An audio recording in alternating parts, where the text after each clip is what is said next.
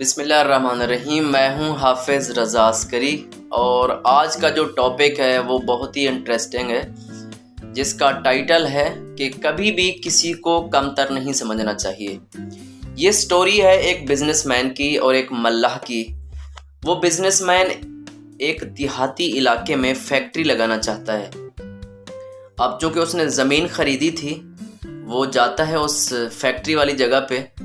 جب وہ وہاں پر پہنچتا ہے تو دیکھتا ہے کہ اس کی زمین اور اس کے درمیان میں ایک چھوٹا سا دریا ہے جس کو اس نے عبور کرنا ہے۔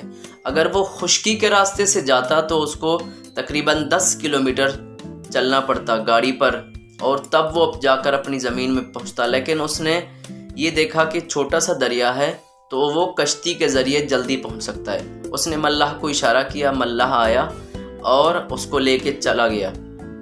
اب تھوڑی ہی دور پہنچے تھے کہ ان کی آپس میں گپ شپ شروع ہو گئی۔ سب سے پہلا سوال کیا اس بزنس مین نے اس ملاح سے کہ کیا تمہیں پتہ ہے کہ آپ کے سامنے کون بیٹھا ہے؟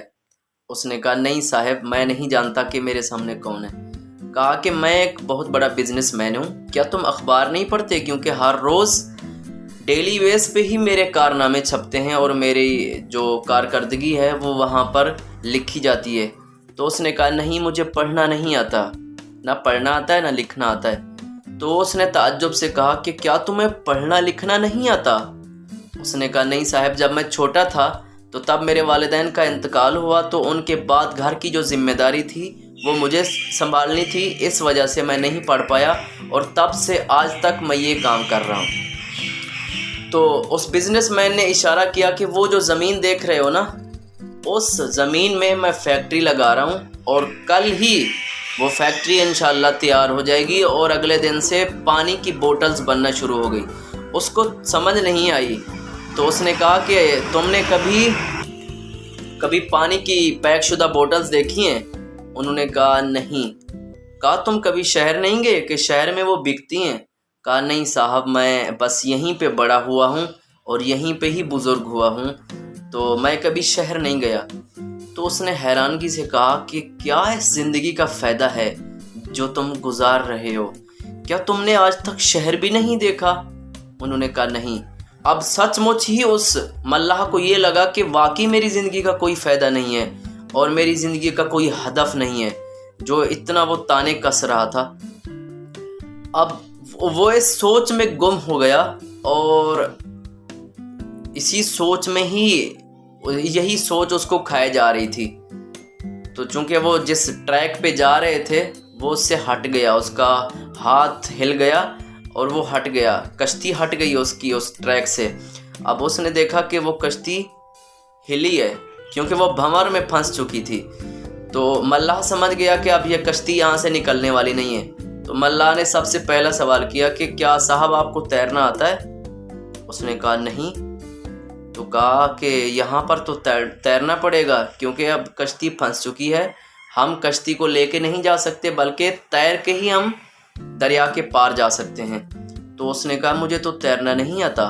اب اس کی ہنسی نکل گئی ملاح کی۔ کہا کہ کیا کہتے ہو صاحب، کیا آپ کو تیرنا بھی نہیں آتا؟ تو اب وہ متوجہ ہو گیا، اس نے توجہ کی کہ اس نے کیا غلط کیا، کہ مجھے تو تیرنا نہیں آتا لیکن اس کو تیرنا آتا ہے، حالانکہ وہ اس کی کافی انسلٹ کر چکا تھا۔ تو اس نے کہا ڈرو مت، میں آپ کو لے جاؤں گا، کیونکہ مجھے صرف تیرنا ہی نہیں آتا بلکہ تیرنے کے ساتھ ساتھ مجھے دوسروں کی جان بچانا بھی آتا ہے۔ تو وہ شرمندہ ہو رہا تھا۔ تو اب اینڈ یہ ہوا کہ اس نے پہنچا دیا اس زمین پر جہاں پر وہ فیکٹری لگانا چاہتا تھا۔ تو اس کا جو نتیجہ نکلتا ہے وہ یہ ہے کہ کبھی کسی کو کمتر نہیں سمجھنا چاہیے۔ زندگی میں کبھی کسی کو کمتر نہیں سمجھنا چاہیے، کیونکہ ہمیں نہیں پتہ کہ کب، کہاں اور کیسے کسی بھی شخص کی ہمیں ضرورت پڑ سکتی ہے۔ اب آپ یہ دیکھ رہے ہیں کہ یہ چھوٹی سی چابی ہے، ایک مرلے کے گھر کے تالے کو یہ چھوٹی سی چابی کھولتی ہے، اور 1 ایکڑ میں بنے ہوئے محل کو بھی یہ چھوٹی سی چابی ہی کھولتی ہے۔ تو فرق کچھ نہیں ہوتا، ہر چیز کی اپنی اہمیت ہے۔ اللہ نے جس چیز کو جس طرح بنایا ہے، یا جس شخص کو جیسا بنایا ہے، یا جو استعداد اور صلاحیت دی ہے، جو کوالٹی دی ہے، جو ایبیلٹی دی ہے، وہ اسی کے مطابق ہے۔ اب ہر شخص ایک کام نہیں کر سکتا اور ہر شخص کو ایک کام کرنا بھی نہیں چاہیے. ہر شخص اپنے ہی کام کے لیے بنا ہے تو کوئی بھی کسی سے کمتر نہیں ہوتا.